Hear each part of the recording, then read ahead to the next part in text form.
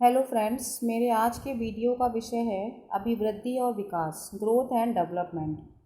प्रतियोगिता परीक्षाओं में भी इस विषय से बहुत से प्रश्न पूछे जाते हैं। आशा करती हूँ मेरा ये वीडियो आपको पसंद आएगा।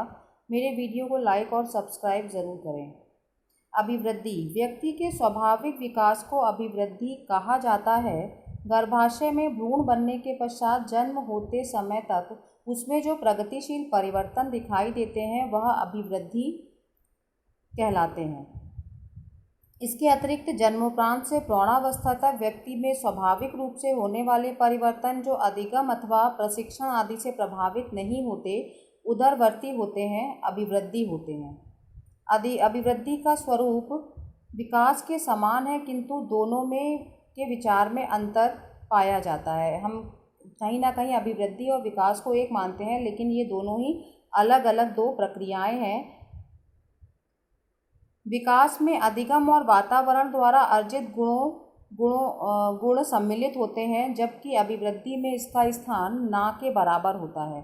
जैसे दांत निकलना अभिवृद्धि का द्योतक है, इसमें अर्जित गुणों का कोई स्थान नहीं होता है। अभिवृद्धि की एक दिशा और सीमा होती है, जबकि विकास जो है वह एक जीवन पर्यंत चलने वाली प्रक्रिया है। अभिवृद्धि की सीमा पूर्ण होने के पश्चात लंबाई में विकास होने की संभावना नगण्य होती है। एक बार बच्चे या बालक के शरीर का विकास हो जाने के बाद हम ये अनुमान नहीं लगा सकते कि अब ये आगे और बढ़ेगी।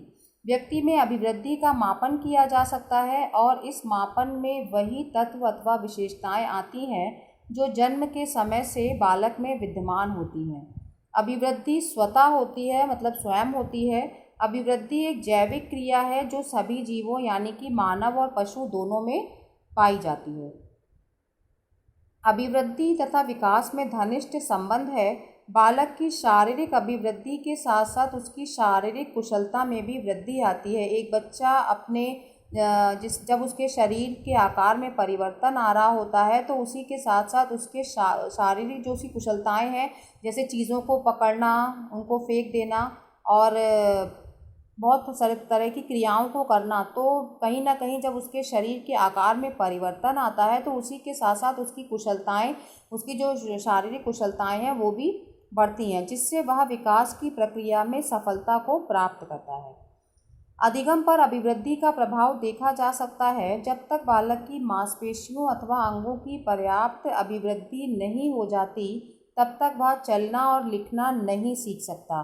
किंतु अभिवृद्धि पर यदि अधिगम और अभ्यास का प्रभाव डाला जाए तो हम उसे विकास कह सकते हैं, ना कि अभिवृद्धि। क्योंकि अभिवृद्धि जो है वो स्वयं घटित होती है। जैसे व्यक्ति की अभिवृद्धि में वातावरण का प्रभाव पड़ता है।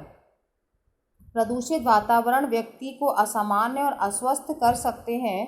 शुद्ध वायु, शुद्ध जल, पौष्टिक भोजन कहीं न कहीं एक बालक की अभिवृद्धि को अच्छी दिशा और उच्च सीमा प्रदान करते हैं। इसके विपरीत शुद्ध वायु, स्वच्छ जल और पौष्टिक भोजन अगर एक बच्चे को प्राप्त ना हो तो कहीं ना कहीं उसकी अभिवृद्धि जो है उससे प्रभावित होती है और उसका विकास अच्छे से नहीं होता है।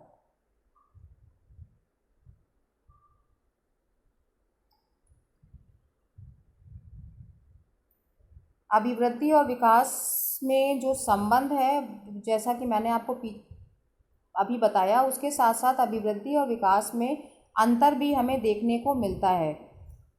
कुछ मनोवैज्ञानिकों ने इस अंतर को इस प्रकार व्यक्त किया है। अभिवृद्धि का संबंध शारीरिक अंगों से होता है और जबकि विकास का संबंध उनके गुणों से होता है। एक बालक जिसके शारीरिक अंगों में जो परिवर्तन आते हैं, तो उन परिवर्तनों के अनुसार जब वह बहुत सी क्रियाएं करता है तो उसके अंदर बहुत से गुणों का विकास होता है। तो हम कह सकते हैं कि अभिवृद्धि जो है वो शारीरिक अंगों का में परिवर्तन है और विकास जो है उसका संबंध एक बालक में जो गुणों का विकास होता है उसे हम विकास कह सकते हैं। अभिवृद्धि विशिष्ट होती है जबकि विकास सामान्य होता है। अभिवृद्धि की दिशा एवं गति का मापन किया जा सकता है, जबकि विकास का मापन संभव नहीं है। उसे हम निरीक्षण और अनुभव से समझ सकते हैं।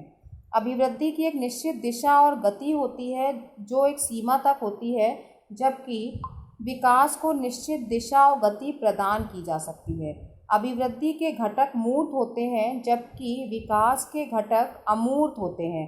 अभिवृद्धि के जो घटक है वो मूर्त होते हैं, प्रत्यक्ष रूप से हमारे सामने होते हैं। एक बच्चे में जो परिवर्तन आ रहा है उसके आकार में, उसके शरीर में, वो हमें दिखाई देता है, जबकि विकास के जो घटक हैं वो अप्रत्यक्ष होते हैं, वो हमें दिखाई नहीं देते हैं। अभिवृद्धि केवल उन्हीं घटकों में होती है जो बालक के जन्म के समय उसमें विद्यमान होते हैं, जबकि विकास के लिए ये आवश्यक नहीं है। इस प्रकार हम ये कह सकते हैं कि अभिवृद्धि और विकास सर्वथा एक दूसरे से अलग हैं, किंतु यदि व्यवहारिक दृष्टि से देखा जाए तो विकास की अवधारणा में अभिवृद्धि कहीं ना कहीं हमें देखने को मिल जाएगी। मानव विकास के अध्ययन में हम अभिवृद्धि और विकास को अलग अलग नहीं कर सकते, क्योंकि कहीं ना कहीं अभिवृद्धि और विकास की जो प्रक्रिया है वो साथ साथ चलती है। ये विकास का तात्पर्य मानवीय और व्यक्तित्व विकास से होता है। एक बच्चे का व्यक्तित्व के जो उसके गुण हैं उनका अध्ययन करके हम एक व्यक्ति के विकास को जान सकते हैं। विकास क्रम में प्राणी के शारीरिक तथा मानसिक पक्ष में जो कुछ भी प्रगतिशील परिवर्तन हो रहा है उसे हम विकास कह सकते हैं। विकास मुख्यतः दो तत्वों वंशानुक्रम और वातावरण की अंतःक्रिया पर आधारित होता है, अतः इस अंतःक्रिया द्वारा व्यक्ति में ज्ञान, कौशलों और अभिवृद्धि का विकास होता है। इसलिए ये कहा जाता है कि विकास की प्रक्रिया जीवन पर्यंत चलने वाली एक प्रक्रिया है। विकास के सिद्धांत। गैरिसन ने कहा, जब बालक विकास की एक अवस्था से दूसरी अवस्था में प्रवेश करता है तब हम उसमें कुछ परिवर्तन देखते हैं। अध्ययनों ने भी ये सिद्ध किया कि इन परिवर्तनों में पर्याप्त निश्चित सिद्धांतों का अनुसरण करने की प्रवृत्ति होती है। इन्हीं को विकास का सिद्धांत कहा गया, जिसमें पहला सिद्धांत है विकास की दिशा का सिद्धांत। इस सिद्धांत के अनुसार शिशु के शरीर का विकास सिर से पैर की तरफ होता है, यानी ऊपर से नीचे की ओर। मनोवैज्ञानिकों ने इस विकास को मस्तक के गोमुखी या शिरपुच्छीय दिशा कहा है, जिसके अनुसार पहले बच्चे का मस्तिष्क, फिर उसके कंधे तक का हिस्सा और बाद में हाथ पैरों का विकास होता है। निरंतर विकास का सिद्धांत। स्किनर के अनुसार विकास प्रक्रियाओं की निरंतरता का सिद्धांत केवल इस तथ्य पर बल देता है कि व्यक्ति में कोई भी परिवर्तन आकस्मिक नहीं होता।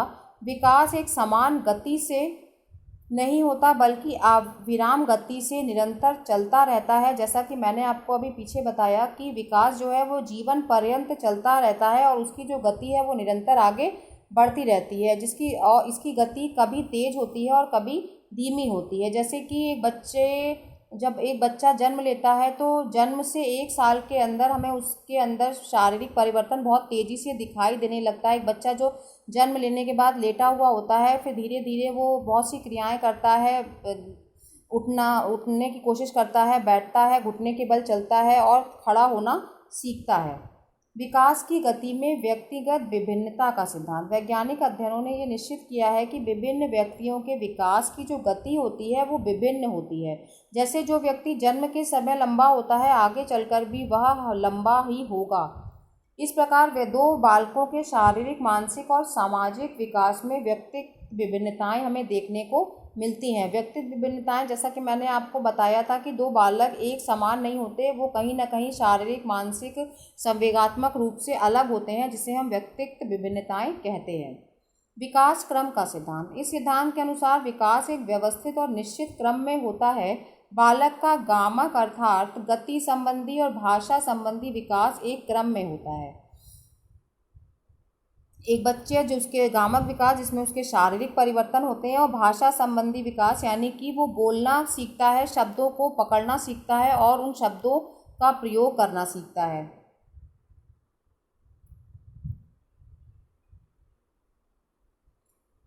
परस्पर संबंध का सिद्धांत। बालक के शारीरिक, मानसिक, संवेगात्मक पक्ष के विकास में परस्पर संबंध होता है। शारीरिक विकास के साथ साथ उसकी रुचि, ध्यान और व्यवहार में भी परिवर्तन आता है और इस प्रकार उसका गामक तथा भाषा संबंधी विकास होता है। समान प्रतिमान का सिद्धांत। इस सिद्धांत के अनुसार मानव जाति के शिशुओं के विकास का प्रतिमान एक ही होता है, अर्थात उनके विकास में किसी भी प्रकार का अंतर नहीं होता। हरलॉक ने सिद्धांत को स्पष्ट करते हुए लिखा है कि प्रत्येक जाति, चाहे वह पशु हो या मानव, अपनी जाति के अनुरूप विकास का प्रतिमान का अनुसरण करती है। यानी मनुष्य और जो पशु जाति है वो अपने ही प्रतिमान का अनुसरण करती है। एक बालक दूसरे बालक से उसकी शारीरिक, मानसिक, संवेगात्मक योग्यताओं में अलग तो हो सकता है, लेकिन जो उनके शरीर का प्रारूप है वो लगभग एक जैसा ही होता है। सामान्य से विशिष्ट प्रतिक्रियाओं का सिद्धांत। विकास के सभी पक्षों में, चाहे वह गति संबंधी या मानसिक हो, बालक पहले सामान्य प्रतिक्रियाओं को करता है और बाद में विशिष्ट प्रतिक्रियाओं को करता है। अर्थात सामान्य प्रतिक्रियाओं से वह विशिष्ट प्रतिक्रिया की ओर आगे बढ़ता है। अर्थात एक बच्चा पहले अपने हाथ और पैरों को चलाना उठाना सीखता है और उसके बाद वो उनसे बहुत सी क्रियाओं को करता है। हरलॉक ने लिखा है कि विकास की सब अवस्थाओं में बालक की प्रतिक्रियाएं विशिष्ट बनने से पूर्व सामान्य प्रकार की होती हैं।